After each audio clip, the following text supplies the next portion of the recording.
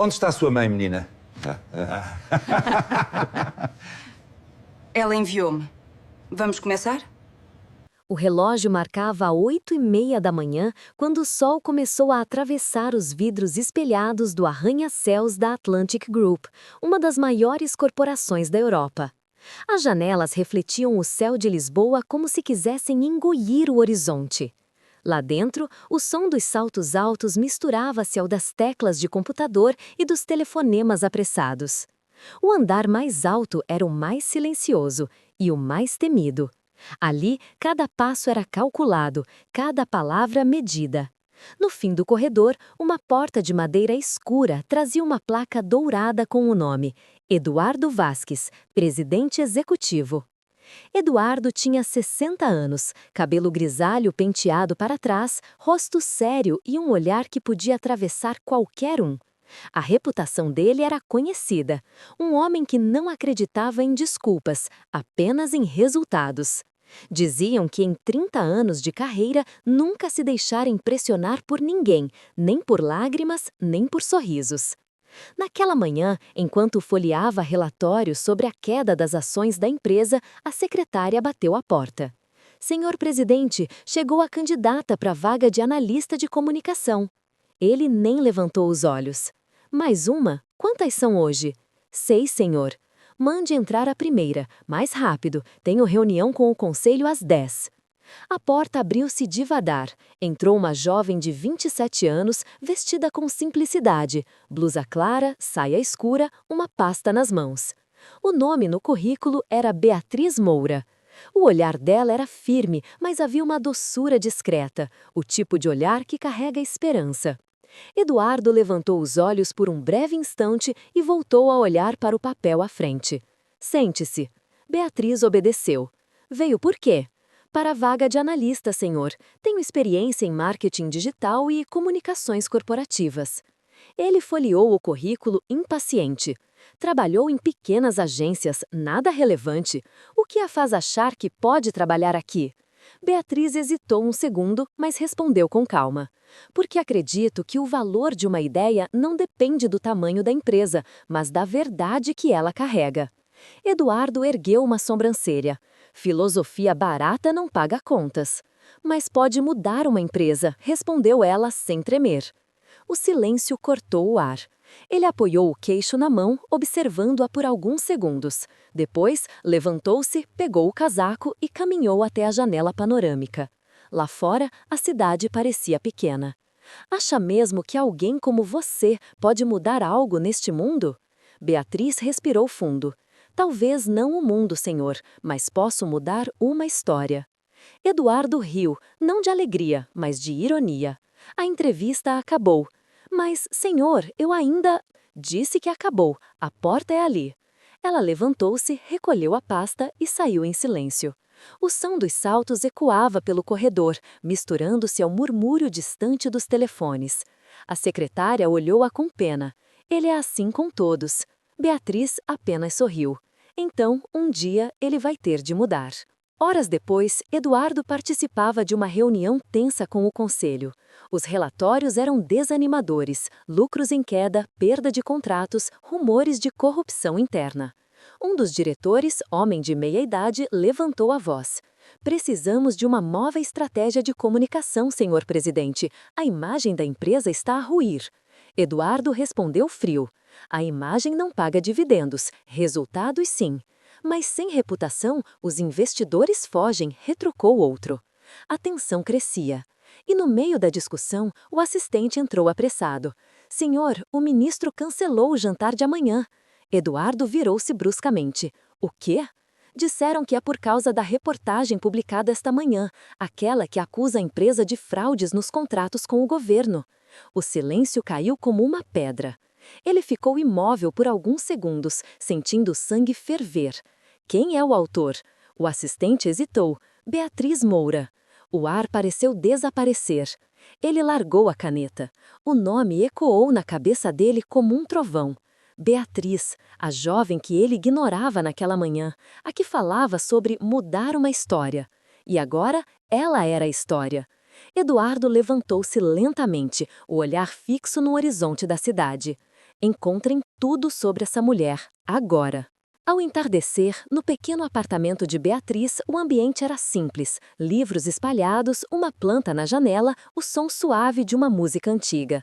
Ela lia um artigo no computador, o rosto cansado, mas determinado. O telefone vibrou, um número desconhecido. Atendeu. Senhora Moura, aqui é da Atlantic Group. O presidente Vasques deseja vê-lo amanhã às 9. Beatriz ficou em silêncio por alguns segundos. Diga-lhe que amanhã sou eu quem decido se vou. Desligou.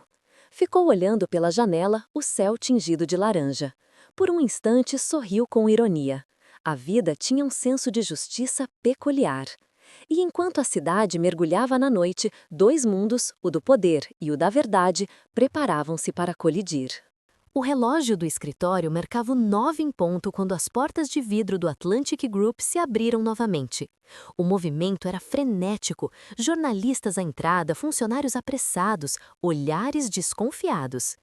A manchete sobre o escândalo da empresa ainda dominava as capas dos jornais. E lá em cima, no último andar, Eduardo Vasques esperava, tenso, imóvel, com a mesma gravata impecável de sempre, mas o rosto cansado, vincado pela noite mal dormida. Do outro lado da cidade, Beatriz Moura saía do táxi. Usava um casaco bege, o cabelo solto e um olhar que misturava serenidade e fogo. A recepcionista, ao reconhecê-la, engoliu em seco. "A senhora tem hora marcada com o presidente?" "Ele marcou comigo", respondeu Beatriz, com um leve sorriso. O elevador subiu lentamente. Cada andar era como uma camada de silêncio que se acumulava. No último, as portas abriram-se com um som metálico. Eduardo estava de pé, junto à janela panorâmica, olhando a cidade que se estendia abaixo, pequena, distante, como se já não pertencesse a ele. Quando ouviu os passos dela, virou-se. O olhar dos dois cruzou-se. Por um segundo, o tempo pareceu parar. "Veio mesmo", disse ele, com um tom entre surpresa e desafio. "Curiosa demais para recusar um convite desses." "Convite?" ele ironizou. "Prefere chamar de convocação?" Beatriz deu um meio sorriso. "Prefiro chamar de ajuste de contas." Ela sentou-se sem pedir permissão. Ele permaneceu de pé. "Então, diga-me, senhora Moura", começou Eduardo, caminhando devagar em volta da mesa, como um predador que mede a distância da presa. "Por que decidiu destruir a minha empresa?" "Eu não destruí nada, senhor Vasques, só escrevi o que vi." "O que viu ou o que quis ver?" "A verdade, senhor." "A verdade?", repetiu ele com sarcasmo. "Acha que sabe o que é isso?" "Acho que sim, é o que resta quando o poder e o medo deixam de falar." Ele parou. A resposta o atingiu de surpresa. Por um instante, o silêncio voltou. Apenas o som distante do vento contra o vidro. "Sabe o que me irrita em gente como você?", disse ele por fim. "A ingenuidade. Acham que a verdade muda o mundo. Não muda, só o destrói." Beatriz inclinou-se ligeiramente para frente. "E sabe o que me entristece em homens como o senhor? É que confundem destruição com poder." Eduardo respirou fundo, tentando conter o que crescia dentro dele. Raiva, admiração, talvez medo. "Por que aceitou vir?" "Porque quero olhar nos olhos do homem que me mandou embora sem ouvir uma palavra e ver se continua a acreditar que nada nem ninguém o pode derrubar." Ele deu um meio sorriso. "Vejo que ainda guarda rancor." "Não, senhor Vasques, guardo memória. É diferente." Eduardo caminhou até a mesa e pegou o jornal que estava dobrado. "Sabe o que este artigo fez? As ações caíram 10%. Investidores em pânico, conselheiros a exigir explicações. O nome da Atlantic Group virou piada." "Não culpe quem acendeu a luz, senhor. Culpe quem viveu tanto tempo no escuro." As palavras ecoaram pela sala. O silêncio que se seguiu foi pesado, quase tangível. Eduardo, com as mãos firmes sobre a mesa, aproximou-se lentamente. "Quer saber o que penso de si?" "Não preciso, já vi nos seus olhos no dia da entrevista." "Pensa que ganhou, mas destruiu a única ponte que poderia ter ajudado a si própria. Ninguém vai contratá-la depois disso." Beatriz levantou-se devagar, encarando-o de frente. "O senhor acha que eu escrevi para ser contratada?" Então por quê? Porque alguém precisava dizer o que o senhor fingia não ver: o abuso, a corrupção, a arrogância. A voz dela tremia, mas não de medo, de intensidade. Ele desviou o olhar, sentindo o golpe. E se tudo isso tiver um motivo que não conhece? Então conte-me. Eduardo ficou imóvel, calado. O rosto dele mudou. Por um segundo, a máscara do presidente caiu, revelando o homem por trás. Mas logo voltou a erguer a armadura. Há coisas que o público não entenderia. Talvez o público não, mas eu entenderia. O olhar dela era profundo, quase compassivo. E isso o desarmava. De repente, o telefone do escritório tocou. Eduardo atendeu. A voz do diretor financeiro soou tenso do outro lado. Senhor presidente, o conselho quer sua presença imediata. Há uma auditoria marcada para hoje. Parece que descobriram movimentações irregulares. Em seu nome. Eduardo palideceu. O quê? Transferências antigas, estão com provas. Desligou. O silêncio voltou. Beatriz observava-o. O que foi? Ele hesitou. Nada que lhe diga a respeito. Ou talvez tudo. Ele respirou fundo. Isto não acaba aqui. Concordo, disse ela, aproximando-se. Está só a começar. Os dois ficaram frente a frente, tão próximos que podiam sentir a respiração um do outro. Do lado de fora, nuvens escuras começavam a cobrir o céu. E, enquanto a chuva batia nos vidros, algo mudava entre eles. Uma mistura de tensão, respeito e algo que nem o tempo nem o orgulho conseguiam nomear. Beatriz saiu sem olhar para trás. Eduardo permaneceu imóvel, olhando o reflexo dela desaparecer no vidro. Por um momento, sentiu um medo. Não da auditoria, mas da verdade que aquela mulher trazia consigo. Uma verdade que ele sabia podia desmontar tudo o que tinha construído. Na rua, Beatriz caminhava debaixo da chuva, o casaco colado ao corpo. O telefone vibrou. Era uma mensagem sem remetente. Se quer saber o que realmente acontece na Atlantic Group, vá até o arquivo subterrâneo. Há algo que o presidente nunca quis que viesse à tona. Ela parou, o coração disparou. Olhou para o prédio imenso que brilhava sob a chuva e sussurrou. Então é verdade. A câmera imaginária afastava-se lentamente, mostrando a cidade em volta em cinza, as luzes dos carros refletindo no asfalto molhado. A tempestade, literal e simbólica, acabava de começar. A chuva caía fina sobre Lisboa, transformando as ruas em espelhos de luz. O relógio marcava quase 10 da noite quando Beatriz Moura atravessou o saguão vazio do edifício da Atlantic Group. O segurança, sonolento, levantou os olhos e hesitou. Senhora, o expediente acabou. Tenho autorização do presidente, respondeu ela, mostrando um crachá antigo que ainda guardava do dia da entrevista. O homem olhou-a com desconfiança, mas deixou passar. Os elevadores estavam desligados. Beatriz desceu pelas escadas, ouvindo o eco dos próprios passos. A cada andar, o silêncio tornava-se mais espesso. A mensagem anônima ecoava-lhe na cabeça. Vá até o arquivo subterrâneo.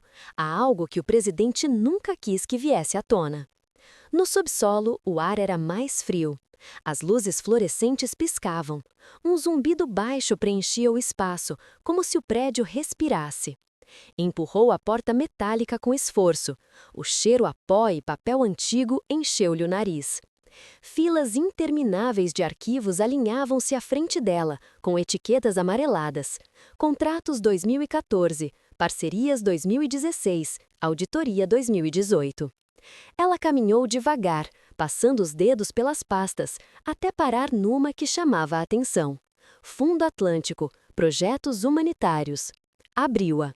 Dentro, relatórios de doações, contratos com ONGs e, no final, uma carta. O papel estava gasto, mas o carimbo era claro: Ministério da Economia, Portugal. No rodapé, a assinatura de Eduardo Vasques. Beatriz leu a primeira linha, e o sangue gelou. Autorizo a transferência de fundos internacionais destinadas à reconstrução de escolas para a conta privada do Fundo Atlântico, sob confidencialidade total. A mão dela tremia. As supostas ações humanitárias da empresa eram, na verdade, um esquema de desvio de dinheiro. Mas havia algo mais. Outro nome, em caligrafia diferente, na linha inferior. Aprovado pelo Conselho, Miguel Vasques. Ela recuou um passo, incrédula. Miguel, o filho do presidente? O som de um estalo atrás dela fez o coração disparar. Virou-se. Um vulto apareceu na penumbra, aproximando-se lentamente. A voz, grave e fria, ecoou pelo corredor. Não devia estar aqui, senhora Moura. Era Eduardo. A luz fraca refletia-se no rosto dele, meio sombra, meio culpa. Beatriz segurou os papéis com força. Então é verdade, o senhor desviou dinheiro público. Ele deu um passo à frente. Não, eu protegi a empresa. Chamam isso de proteção? Escolas abandonadas, crianças sem teto, e o senhor chama de proteção? Esses contratos salvaram centenas de empregos. Sem eles, a Atlântica teria falido. O tom dele era de raiva, mas também de dor. E o seu filho? Perguntou ela. Ele também fazia parte? Eduardo desviou o olhar, o rosto endurecido. Não se meta com ele. Então é verdade, murmurou ela. Tudo isto é uma herança de corrupção. Ele aproximou-se mais. Você não entende. Havia forças maiores, políticos, bancos, investidores. Eu apenas joguei o jogo. E perdeu. Ainda não, respondeu ele num sussurro. De repente, o som de passos ecoou novamente. Outro vulto surgiu atrás. Miguel Vasques, o filho. Jovem, terno escuro, expressão fria. Pai, eu disse que cuidaria disso. Não, respondeu Eduardo, erguendo a mão. Isto é comigo. Ela vai entregar-nos. Deixa ir. Os dois se enfrentaram, olhos nos olhos, a tensão prestes a explodir. A diferença entre o pai e o filho era clara. Um carregava a culpa, o outro apenas a ambição. Lá em cima, Beatriz emergiu para o átrio. O segurança levantou-se assustado ao vê-la sair com os documentos. Ela correu sobre a chuva, os cabelos colados ao rosto, o som dos trovões misturados à respiração ofegante. Do outro lado da rua, parou para olhar o prédio. Na janela mais alta, viu a silhueta de Eduardo. Por um instante, os dois se olharam através do vidro e da tempestade. Não havia mais arrogância naquele olhar, apenas medo. Beatriz apertou os papéis contra o peito e murmurou: agora é a minha vez de decidir o que fazer com a verdade. No dia seguinte, a manchete do jornal não trazia apenas escândalos. Trazia uma foto de Beatriz saindo da Atlantic Group com um dossiê nas mãos. A legenda dizia: nova testemunha surge no caso Atlantic. Ex-candidata afirma possuir provas de fraude e conflito familiar. Eduardo olhou a notícia em silêncio, sozinho no escritório. As mãos tremiam. O telefone tocou. Era um ministro da Economia. Senhor Vasques, precisamos que compareça ao inquérito, agora. Ele desligou lentamente. O reflexo do próprio rosto no vidro devolvia-lhe um homem envelhecido, vazio. Ela venceu, murmurou. Mas no fundo, sabia que o jogo ainda não terminara. Enquanto isso, Beatriz guardava os documentos num envelope e caminhava até o pequeno parque perto do rio. Sentou-se num banco, observando as crianças a brincar sob o sol. No silêncio, uma dúvida pesava. Ela podia entregar tudo, destruir a empresa, prender Eduardo, arruinar Miguel. Mas algo dentro dela hesitava. O som de passos aproximou-se. Uma voz calma disse: fez o certo, Beatriz. Ela virou-se. Era um homem de terno cinza, desconhecido. Quem é o senhor? Ele sorriu levemente. Digamos que alguém interessado na verdade. Mas cuidado, às vezes a verdade também mata. E deixou sobre o banco um cartão sem nome, apenas um símbolo, um triângulo prateado com as letras HAA. Quando ele se afastou, o vento levou uma das folhas do dossiê. No canto, uma anotação escrita à mão, quase apagada. Projeto HA Confidencial. Assinatura MV. Beatriz leu em voz baixa. MV. Miguel Vasques. O olhar dela endureceu. O jogo estava longe de terminar. A noite caiu sobre Lisboa como um véu pesado. Os candeeiros da avenida lançavam reflexos longos sobre o asfalto molhado, e o som distante dos elétricos misturava-se ao murmúrio constante da cidade. Dentro de um pequeno café no bairro de Santos, Beatriz Moura estava sentada junto à janela, o casaco úmido, os olhos fixos no envelope pardo que mantinha apertado entre as mãos. O cartão deixado pelo homem misterioso repousava sobre a mesa, um triângulo prateado, 3 letras gravadas com precisão, HA. Ela pegou o telemóvel e digitou as iniciais no motor de busca. Nada, nenhum resultado. Era como se o Projeto HA não existisse. Suspirou. Olhou pela janela, a chuva começava de novo, lenta, como se o céu respirasse junto dela. Nesse instante, a porta do café abriu-se. Um homem entrou, trazendo consigo o vento frio da rua. Barba por fazer, olhar cansado, terno amarrotado. Eduardo Vasques. Beatriz ficou imóvel. Ele aproximou-se, hesitante. "Posso sentar-me?" Não esperava vê-lo aqui. Nem eu esperava vir. Ele sentou-se devagar. O silêncio entre eles era espesso, quase físico. "Li a manchete", disse ele. "Não vim discutir o que fez. Vim avisar." "Avisar-me?" "Sim. Acha que mexe apenas com a minha empresa? O que encontrou é maior do que eu e do que a Atlantic Group." Beatriz manteve o olhar firme. "Então, diga-me, o que é o Projeto HA?" Eduardo olhou em volta, certificando-se de que ninguém os ouvia. "Não posso dizer muito, mas posso dizer isto. O Projeto HA começou há 6 anos, sob outro nome. Oficialmente, era um programa de ajuda humanitária. Na verdade, era um canal para transferir dinheiro de contratos militares disfarçados." Militares? Sim, o H vem de Humanitarian, o A de Arms, armas. Beatriz sentiu um arrepio percorrer-lhe o corpo. "Está a dizer-me que a Atlantic Group financiava tráfico de armas?" Eduardo desviou o olhar. "Eu não sabia no início, só descobri quando já era tarde. Quando percebi, o meu filho já estava envolvido até o pescoço." O nome de Miguel pairou no ar como uma sombra. "E o senhor acobertou", disse ela. "Eu tentei proteger a família." "E destruiu todas as outras no processo." Ele cerrou os punhos. "Acha que não sei disso? Eu vi as consequências, Beatriz. Vi escolas fecharem, vi pessoas morrerem. E é isso que me mata todos os dias." O silêncio que se seguiu foi quase compassivo.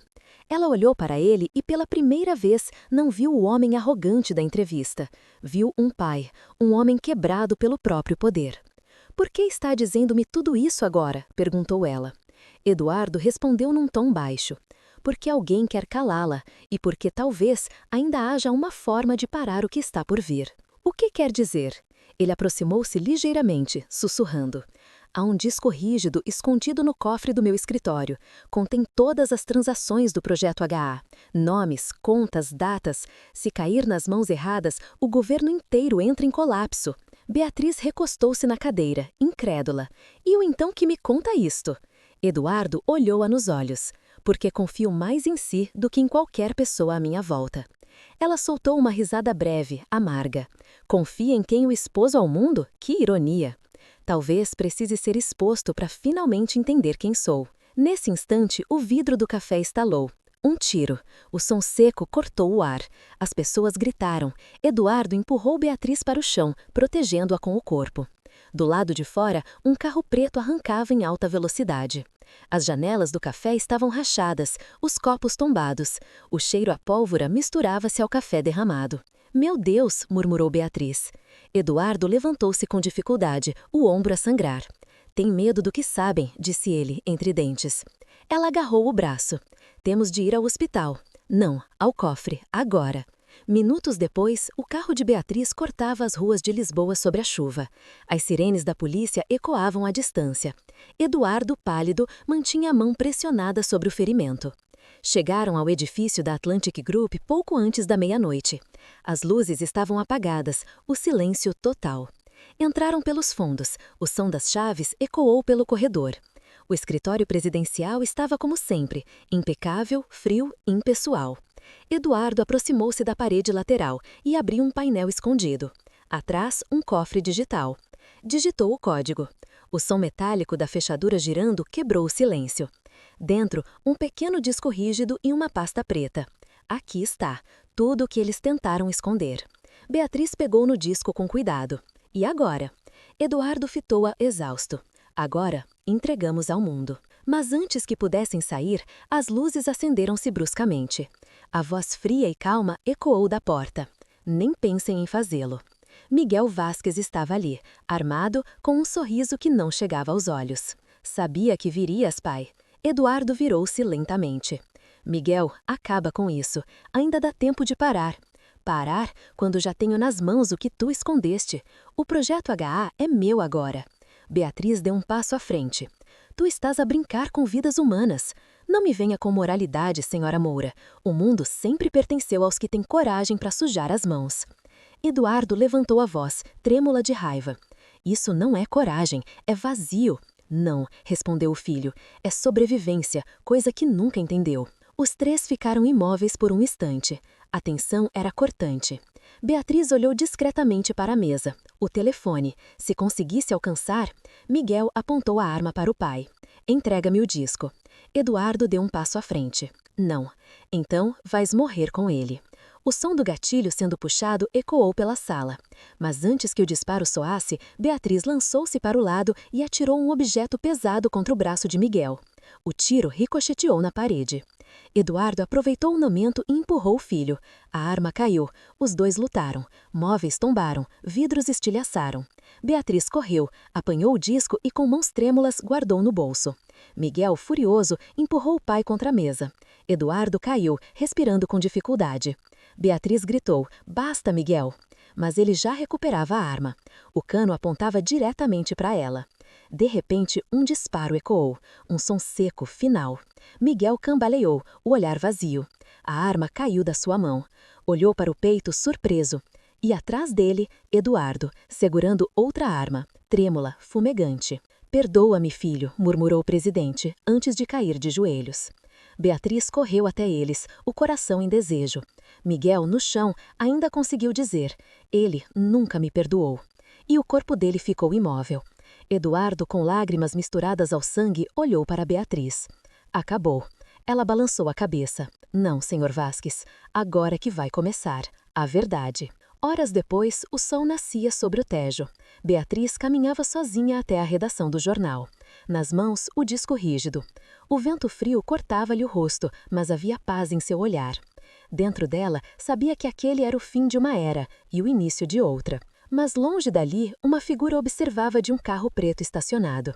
Falou ao telefone. Ela tem o disco. Uma voz respondeu, do outro lado da linha. Deixa publicar. É o que queremos. O homem sorriu. Então, o jogo continua. E arrancou, desaparecendo entre as ruas estreitas de Lisboa. O dia começava com flashes. Luzes, câmeras, microfones. O nome Beatriz Moura estava em todas as manchetes, em todos os ecrãs. Jovem portuguesa desmascara a rede internacional de corrupção. A mulher que enfrentou o presidente. Nova voz da justiça na Europa. Nos corredores do parlamento, repórteres disputavam espaço para registrar as declarações do Ministério Público. Nos corredores do parlamento, Beatriz tentava respirar. Vestia um casaco escuro, cabelo preso, semblante sereno, mas por dentro, o turbilhão. Enquanto entregava o disco rígido às autoridades, flashes disparavam diante de seu rosto. Um jornalista gritou: Beatriz, acredita que Eduardo Vasquez vai ser condenado? Ela respondeu com calma: acredito que a verdade, cedo ou tarde, encontra o caminho. A multidão aplaudiu. Mas, no fundo, uma parte dela sabia que a verdade também podia perder-se, especialmente quando tantos queriam controlá-la. Do outro lado da cidade, na ala reservada de um hospital militar, Eduardo Vasquez estava deitado numa cama branca, ligado a tubos e monitores. O tiro no ombro e a queda deixaram-no debilitado, mas vivo. Os guardas à porta não o deixavam esquecer que agora era um prisioneiro. Quando abriu os olhos, viu um homem sentado ao lado, em silêncio. O mesmo rosto frio, o mesmo terno cinzento. O homem do triângulo prateado. Bom dia, senhor Vasquez. Eduardo franziu o senho. Quem é você? Alguém que acredita que tudo o que aconteceu foi necessário. Necessário? Meu filho está morto. O homem levantou-se, ajustando o casaco. Sacrifícios são inevitáveis. E, para ser honesto, ele já estava comprometido com algo maior. O projeto HA nunca foi seu, foi apenas o instrumento. Eduardo tentou erguer-se, mas a dor impediu. O que está a dizer? Estou a dizer que, enquanto a menina Moura acredita que destruiu o sistema, nós acabamos de expandi-lo. O homem colocou sobre a mesa um cartão idêntico ao que deixara com Beatriz. O triângulo prateado, as letras AH. A Oman Alliance agradece os seus serviços. O senhor, afinal, abriu os caminhos certos. E saiu, deixando o som metálico das botas ecoar pelo corredor. Eduardo ficou olhando o teto branco, sentindo a realidade desabar como uma parede de vidro. O projeto HA nunca terminara. Apenas trocara de dono. 3 dias depois, Beatriz acordou com o toque do telefone. Era o editor do jornal. Beatriz, estão a chamar-te de a nova voz da integridade. Querem que dês entrevistas, palestras. O mundo está do teu lado. Ela suspirou. E o disco? Os procuradores analisaram-no. Vai haver julgamento público. Parabéns, conseguiu o impossível. Desligou. Mas as palavras do homem do café voltavam à mente. Cuidado, às vezes a verdade também mata. Ao cair da tarde, caminhou pela beira do Tejo. As gaivotas passavam baixas, o vento frio trazia o cheiro da maré. Sentou-se num banco, observando o reflexo do sol nas águas. Por um instante, desejou paz, mas algo dentro dela não permitia. Tirou o telemóvel e ligou o noticiário. A manchete surgiu.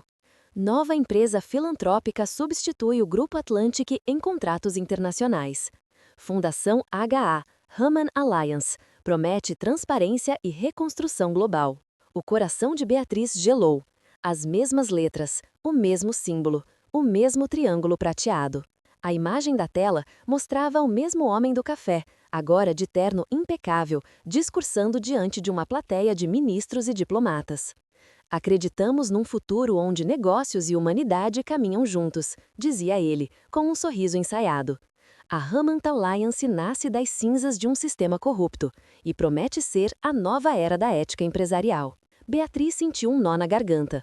Tudo voltava a começar, mas com outra máscara. O telefone vibrou com uma mensagem.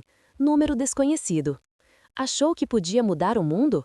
O mundo apenas muda de rosto. Ela olhou em volta, inquieta. O vento soprava mais forte. No reflexo da vitrine próxima, pensou ver uma sombra observando-a do outro lado da rua. Levantou-se, o coração acelerado.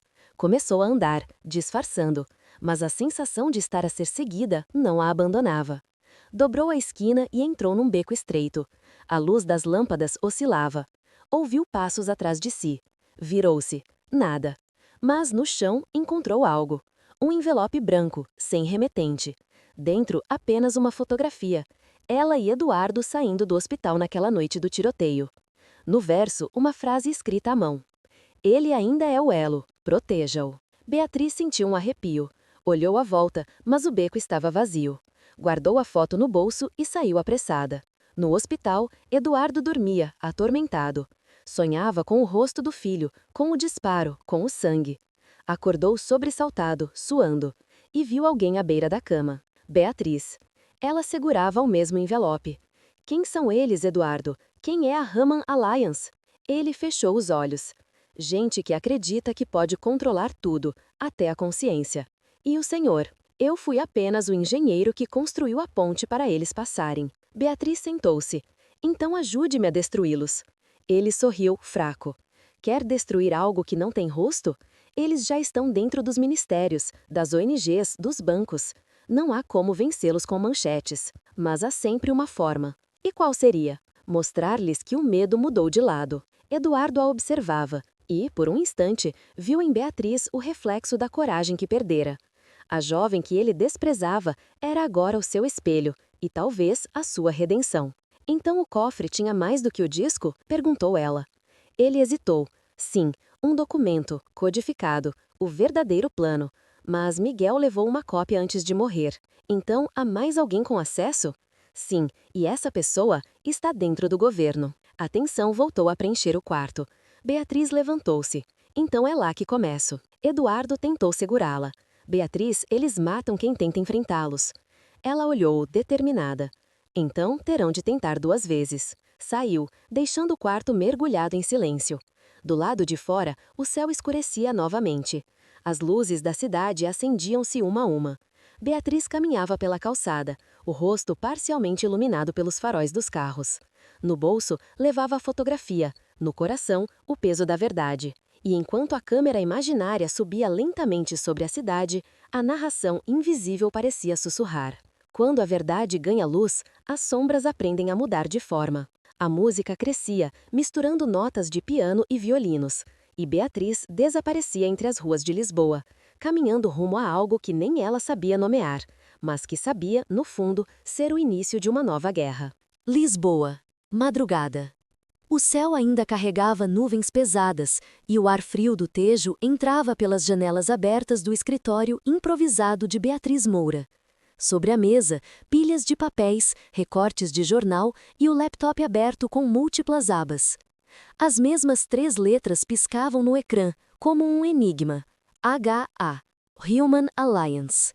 Desde que deixara o hospital, Beatriz dormia pouco. Passava as noites cruzando nomes, analisando contratos e discursos. Tudo parecia limpo demais, perfeito demais, e esse era precisamente o sinal de que algo estava errado. Ela sabia o que procurava, uma ligação entre a Human Alliance e o governo, e encontrou-a. Uma empresa de fachada, Nova Era Global, assinara contratos milionários de consultoria humanitária com 3 ministérios diferentes. Os documentos eram públicos, mas a assinatura digital no rodapé era o que a fez gelar. Assinado, Secretário de Estado Adjunto, Antônio Farias. Um nome conhecido, um homem poderoso e antigo aliado de Eduardo Vasques. Na manhã seguinte, Beatriz vestiu um casaco preto e entrou no edifício do Ministério da Economia como se fosse uma funcionária. O crachá salso que recebera de uma jornalista amiga dava-lhe acesso limitado, mas suficiente para chegar ao 8º andar, onde ficava o gabinete de Antônio Farias. Os corredores eram silenciosos, o som dos sapatos ecoava sobre o chão de mármore. No bolso, um pequeno gravador escondido. Quando a secretária se ausentou, Beatriz aproveitou. Entrou discretamente na sala, fechou a porta e começou a vasculhar as gavetas. Relatórios, pastas com o selo da Human Alliance. E no centro da mesa, uma fotografia emoldurada, Antônio Farias apertando a mão de Miguel Vasques. O coração dela disparou. "Meu Deus!" murmurou. Fotografou tudo com o telemóvel, mas antes que pudesse sair, ouviu o som do elevador. Porta abrindo. Passos. Rápida, escondeu-se atrás da cortina larga da janela. A porta do gabinete abriu-se. A voz de Farias encheu o espaço. Sim, o contrato com a Human Alliance foi aprovado. A imprensa está distraída com o julgamento do Vasques, ninguém vai notar. Uma pausa. Sim, o disco rígido está com ela, mas deixem-a acreditar que controla algo. É mais útil viva do que morta. Beatriz conteve a respiração. O chão pareceu sumir sob os seus pés. Eles sabiam de tudo. O telefone pousou com um clique, o som dos passos aproximando-se da janela. Beatriz prendeu o ar. A cortina moveu-se ligeiramente. O rosto de Farias apareceu, frio, impassível. Por um instante, os olhos dele pareceram fixar-se naquele ponto, mas depois ele afastou-se, abriu uma gaveta, pegou um maço de cigarros e saiu. Beatriz esperou alguns segundos antes de sair do esconderijo. O coração batia como um tambor. Saiu apressada, escondendo o rosto. No corredor, cruzou-se com um funcionário que a olhou de relance. Ela sorriu, disfarçando. Mas, no espelho do elevador, viu algo que a gelou. Um ponto vermelho piscando na gola do casaco. Um rastreador. Horas depois, já em casa, Beatriz abriu o casaco e encontrou o minúsculo dispositivo preso ao forro. Estavam a vigiá-la, ou talvez tinham-na marcado. Apagou todas as luzes e ligou para o único número em que ainda confiava. Eduardo, precisamos falar, agora. No hospital, o ex-presidente parecia mais velho, mais fraco, mas os olhos estavam vivos. Quando Beatriz entrou, ele ergueu a cabeça. Sabia que voltarias. Eles sabem que o disco está comigo. Claro que sabem. Nunca perderam o controle. Acha que o HA é um projeto? É um sistema. Está entranhado em tudo. Bancos, governos, imprensa. Beatriz pousou a pasta sobre a cama. Então ajude-me a desmontá-lo. Eduardo hesitou. Talvez ainda haja uma forma, mas vai custar tudo o que temos. Já não tenho nada a perder. Ele respirou fundo. Há um servidor oculto, onde os arquivos originais do projeto HA estão armazenados. Só podem ser acessados com 2 códigos, o meu e o de Antônio Farias. Se conseguirmos esses 2 códigos, o sistema cai. E onde está o seu? Eduardo apontou para a cabeça. Aqui, nunca o escrevi em lado nenhum. Ela sorriu, meio exausta. E o de Farias? Guardado no ministério, mas há outro jeito. Eduardo estendeu-lhe um envelope. Isto é um mapa do antigo data center da Atlantic. É lá que o sistema foi criado e onde ainda corre. Se for lá, encontrará o núcleo do HA. Beatriz abriu o envelope. Um mapa detalhado, com uma anotação à mão. Nível -3, cofre 17. E se eu não voltar? Perguntou ela. Eduardo olhou-a com gravidade. Então, saberei que finalmente alguém lutou por aquilo que eu destruí. Ela cousou a mão sobre a dele. O senhor ainda pode lutar. Não, mas posso guiá-la. Naquela noite, Beatriz seguiu as coordenadas até o antigo edifício da Atlantic Group. Abandonado, cercado de tapumes, mas ainda guardando os fantasmas do passado. O vento uivava pelas frestas das janelas partidas. Desceu pelas escadas de serviço até o nível subterrâneo. O ar era pesado, metálico. As luzes de emergência ainda funcionavam, emitindo um brilho avermelhado, como se o prédio respirasse em silêncio. Lá estava, o cofre 17. Digitou o código que Eduardo lhe dera. A fechadura girou. Dentro, um terminal antigo, com o logotipo desbotado da Atlantic Systems. Ligou-o. O ecrã piscou. Linhas de código começaram a surgir. Access required. Key 1, Vasques. Key 2, Farias. Beatriz inseriu o código de Eduardo, gravado de memória. O primeiro acesso foi aceito. De repente, o som metálico de passos ecoou no corredor. Uma sombra aproximava-se. A voz, fria e conhecida, quebrou o silêncio. Eu avisei que era mais útil viva do que morta. Antônio Farias. Ele apontava uma arma. Achou mesmo que podia salvar o mundo sozinha? Beatriz manteve-se firme. Não quero salvar o mundo, só quero que ele olhe no espelho. Farias sorriu, arrogante. Você não entende. A Human Alliance não é um inimigo, é o futuro. Um sistema sem moral, sem fraquezas, um mundo limpo de ilusões. Ela olhou-o com desprezo. Um mundo sem alma. Almas são caras, eu prefiro dados. Ele aproximou-se, mas antes que pudesse reagir, a voz de Eduardo ecoou pelo alto-falante. Antônio. Farias parou, surpreso. A voz vinha do sistema. Você sempre quis ser Deus, não é? Pois olhe para o seu inferno. O terminal começou a piscar. Linhas de código correram rapidamente. Farias gritou, o que é isto? Eduardo respondeu frio. Um presente, autoeliminação do servidor principal. O alarme disparou, as luzes vermelhas piscavam. Beatriz correu, o som estupro enchendo o corredor. Farias tentou desligar o sistema, mas o chão tremia com o estouro de faíscas. Antes de sair, Beatriz olhou para trás. O fogo refletia no rosto de Farias. Pode destruir os dados, Vasques, gritava ele, mas nunca destruirá o sistema. E desapareceu sob o clarão. Minutos depois, do lado de fora, Beatriz saiu tossindo, coberta de cinzas. O edifício ardia, as sirenes cortavam a noite.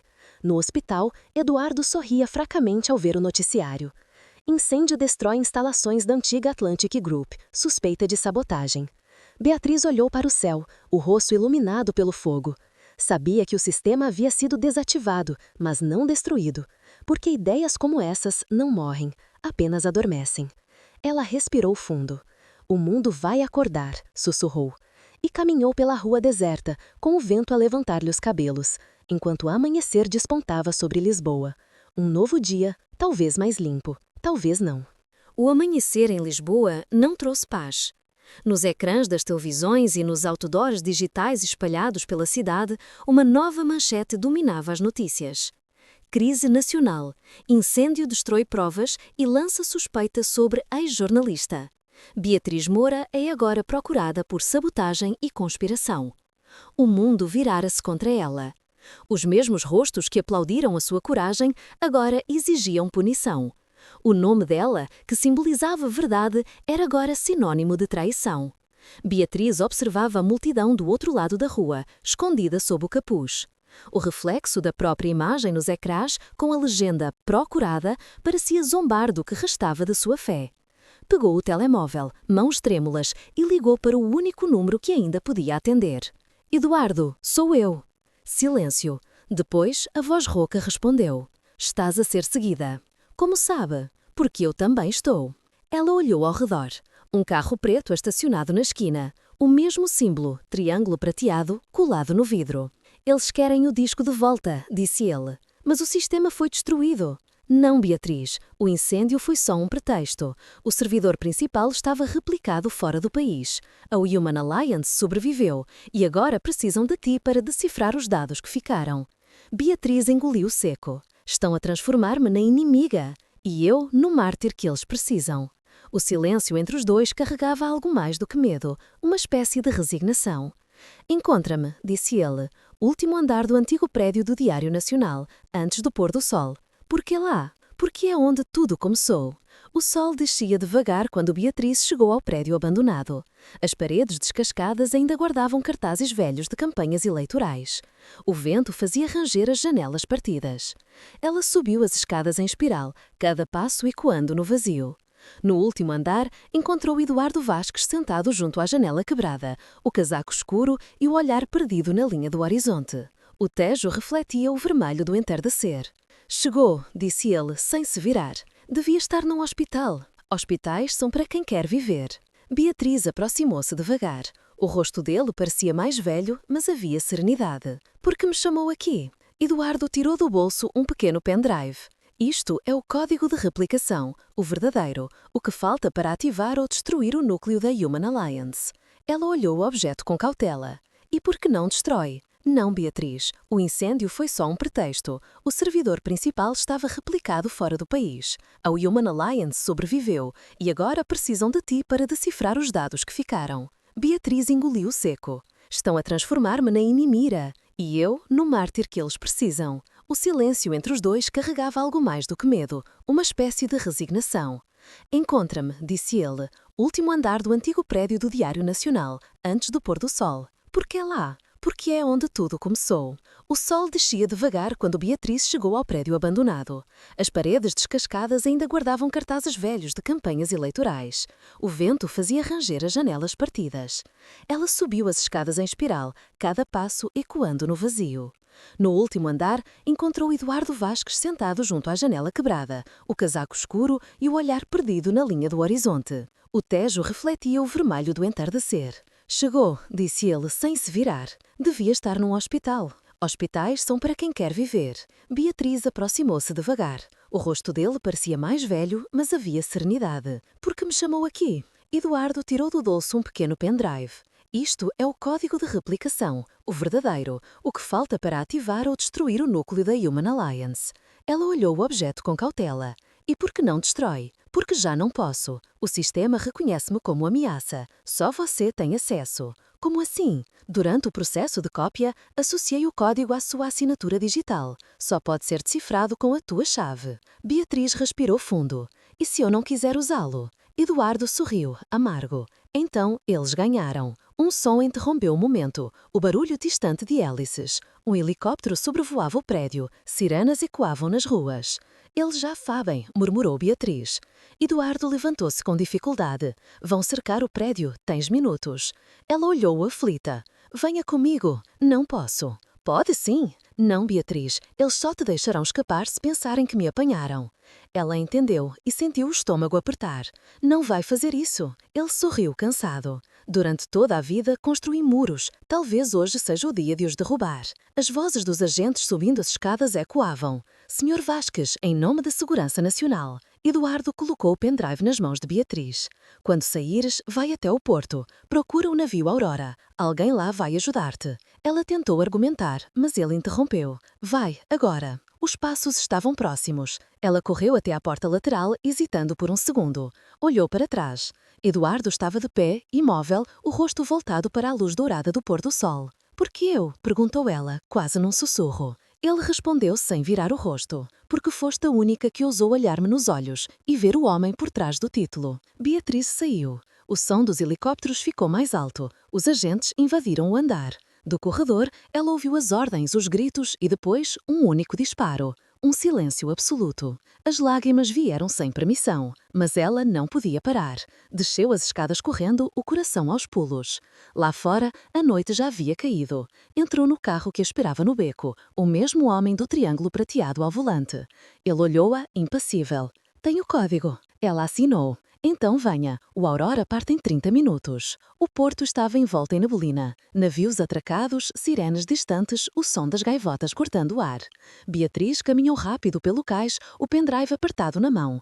O homem ao lado dela mantinha o olhar fixo à frente. Quem é você, afinal? Perguntou ela. Sou apenas o mensageiro. A Human Alliance é maior do que imagina, mas nem todos dentro dela concordam com os métodos. Quer dizer que há divisões. Há quem ainda acredite que o sistema pode ser usado para o bem, para o equilíbrio. E o que acredita? Ele fez uma pausa. Acredito que o poder sempre escolhe o mesmo lado. Chegaram à rampa do cargueiro. O nome Aurora brilhava em letras brancas na lateral. O homem parou. A partir daqui, segue sozinha. Beatriz olhou para o mar escuro à frente, o vento frio cortando o rosto.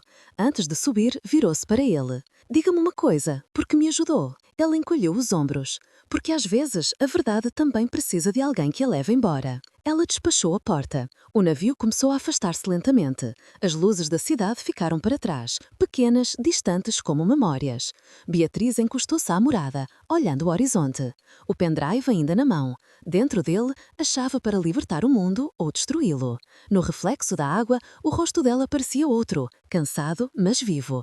E pela primeira vez em muito tempo, um pequeno sorriso surgiu. Talvez não possa mudar o mundo, murmurou, mas posso escolher não ser como ele. O vento levou as palavras, e o Aurora desapareceu na névoa, navegando em direção ao desconhecido. Entretanto, em Lisboa, um agente recolhia o corpo de Eduardo Vasques. Na sua mão, um papel anassado. Nele, uma única frase escrita em letra trêmula. A verdade não se vence, apenas se herda. O agente olhou o bilhete e guardou-o no bolso sem entender. Mas quem visse o reflexo no espelho do carro, notaria o brilho discreto de um alfinete prateado preso ao casaco. Um triângulo pequeno, símbolo da Human Alliance. O Aurora avançava sobre o Atlântico, cortando o nevoeiro da madrugada. O mar estava calmo, mas o ar trazia um silêncio pesado, como se a própria água pressentisse o peso do que viajava a bordo. No convés, Beatriz Moura olhava o horizonte. As luzes de Lisboa já eram apenas uma lembrança distante. O pendrive permanecia firme entre os dedos, o código que podia libertar ou escravizar milhões. Os marinheiros passavam sem dizer palavra. Cada rosto parecia conhecer um segredo, cada passo parecia parte de algo maior. Ela sentia que aquele navio não era um simples cargueiro, era um símbolo, um elo entre dois mundos, o que acreditava na verdade e o que vivia dela. Um som metálico quebrou o silêncio. Atrás dela surgiu o homem do triângulo prateado, o mensageiro. Tinha o rosto iluminado pela luz azul do amanhecer e nos olhos uma mistura de cansaço e convicção.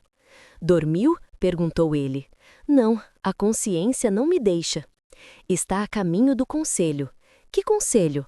"A cúpula da Human Alliance. Querem falar consigo. Querem oferecer-lhe algo." Beatriz riu, sem humor. "Oferecer, depois de destruírem tudo?" Ele respondeu com calma. "Oferecer-lhe o mesmo poder que usou contra eles."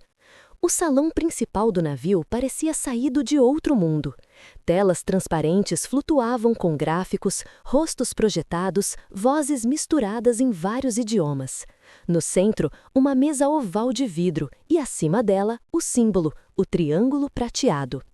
As vozes pararam quando Beatriz entrou. Uma mulher de cabelos brancos, postura elegante, levantou-se. "Senhora Moura, é um prazer finalmente conhecê-la. Quem é você?" "Sou Helena Arendt, diretora global da Human Alliance. O nome do projeto nasceu comigo." Beatriz fitou-a, surpresa. "H.A. Helena Arendt?" A mulher sorriu. "Exato. Criamos o sistema para unificar informação, prever crises, evitar guerras. Mas os homens usaram-no para enriquecer. Agora precisamos de alguém com moral para liderá-lo." "Liderar?" Beatriz deu um passo à frente. "Querem que eu substitua os corruptos?" "Não. Queremos que se junte a nós para limpar o que eles sujaram. Beatriz olhou em volta. As telas exibiam dados de todo o planeta: energia, política, economia, vidas humanas reduzidas a gráficos. Isto não é limpeza, disse. Isto é controle. Helena manteve o sorriso. Controle é o único caminho para a ordem. Dê-nos o código e reconstruiremos tudo sob sua direção. E se eu recusar? Então voltaremos à era do caos, guerras, fome, corrupção. A escolha é sua, senhora Moura. O silêncio que se seguiu era quase palpável. Beatriz sentiu o peso do mundo nos ombros, não como metáfora, mas como fato. Podia destruir o sistema e mergulhar o planeta na incerteza, ou aceitá-lo e transformar-se no que sempre combateu. Horas depois, o sol já se erguia sobre o oceano. No convés, o vento soprava forte. Beatriz estava sozinha, o pendrive ainda nas mãos. A voz de Helena ecoava em sua cabeça. O poder não é mal ou bem, é neutro, depende apenas de quem o segura. De repente, ouviu passos atrás. O mensageiro aproximou-se. Decidiu? Beatriz olhou o mar. Ainda não. O poder é uma armadilha, seduz até os que o odeiam. Então, o que fará? Ela respirou fundo. Algo que ninguém espera. Conectou o pendrive a um pequeno transmissor do navio. A tela iluminou-se. Linhas de código começaram a correr. O homem arregalou os olhos. O que está fazendo? Dividir o código. Dividir? Sim, enviá-lo ao mundo inteiro, para todos, para que ninguém o possa esconder outra vez. Está louca? Talvez, mas a verdade só é livre quando pertence a todos. O vento rugia, a transmissão iniciava-se. Sinais de dados dispersavam-se em ondas pelo satélite. Um a um, os rostos da Human Alliance desapareciam das telas. Helena surgiu na ponte de comando, gritando: "Pare! Não sabe o que está fazendo!" Beatriz olhou-a, serena. "Estou a fazer o que o mundo devia ter feito há muito tempo, partilhar a verdade." O sistema piscou, sobrecarregado. Alarmes soaram. O navio tremia. O som das ondas misturava-se com o barulho das sirenes. Beatriz segurou o transmissor até o último instante. A luz envolveu tudo. Horas depois, o mar estava calmo outra vez. O Aurora flutuava em silêncio. O sol brilhava sobre o convés vazio. E em todas as telas do mundo apareceu uma mesma mensagem, simples e anônima: "A verdade é de todos." Lisboa, semanas depois. Uma praça cheia. Cidadãos comuns, estudantes, trabalhadores, todos discutindo, debatendo, partilhando informações que antes eram segredo. As instituições caíam, mas algo novo nascia. Numa parede, alguém grafitava: "A verdade não tem dono. BM." Ninguém sabia se Beatriz estava viva. Uns diziam que o navio afundara, outros juravam tê-la visto no sul de Portugal, ajudando refugiados. O mundo não tinha certeza, mas algo havia mudado. Num quarto pequeno de uma vila costeira, uma mulher acendia uma vela diante de uma janela aberta. O vento movia o cabelo, o olhar perdido no mar. Sobre a mesa, um pequeno triângulo prateado, riscado, partido ao meio. Beatriz sorriu levemente e murmurou: "A verdade sobrevive, mesmo nas cinzas." A câmera afastava-se lentamente. O som do mar aumentava, misturado a notas suaves de piano. O horizonte dissolvia-se em luz.